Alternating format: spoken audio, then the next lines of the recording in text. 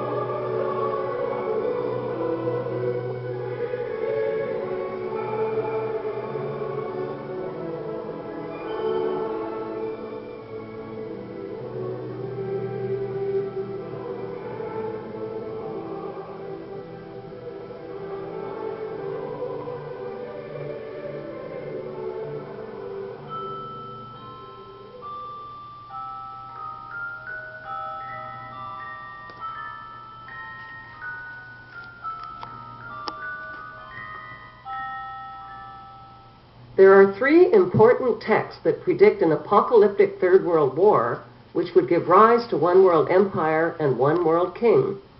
The Bible's Book of Revelation, the Illuminati's Protocols of Zion, and Albert Pike's Morals and Dogma. A statue of Albert Pike stands today on a pedestal in Washington, D.C. What did Albert Pike do to deserve a statue in his honor on federal land at the foot of Capitol Hill? Albert Pike was the sovereign pontiff of Universal Freemasonry and a known Satanist who possessed a bracelet which he used to summon Lucifer. After the American Civil War, he was imprisoned for treason, but thanks to Freemason President Andrew Johnson, Pike was pardoned. By 1869, Pike had become the National Chief Judiciary Officer and Grand Dragon of the Knights of the Ku Klux Klan in Arkansas. By 1871, he published the Masonic handbook known as Morals and Dogma. Albert Pike was also the author of a military formula for 3 world wars that would advance the world government agenda to its final stage in the 21st century. World War I, said Pike, must be engineered to overthrow the czars of Russia and make Russia a fortress of atheistic communism. World War II must be engineered to destroy Nazism, strengthen political Zionism, and create a sovereign state of Israel in Palestine. World War III must exploit the conflicts between the Zionist state of Israel and the Islamic states so that they mutually destroy each other. Divided and exhausted by war, the masses will receive the light of Lucifer brought finally out into the open. Albert Pike's vision for World War III is now taking shape in the Middle East, where the engineered conflicts between the Zionist state of Israel and the Islamic nations are coming to a head. Proof of a world government conspiracy is uncovered on our Seeing is Believing tour of 5 U.S. cities, starting with Denver, Colorado. Denver, Colorado is home to America's largest airport called the Denver New World Airport.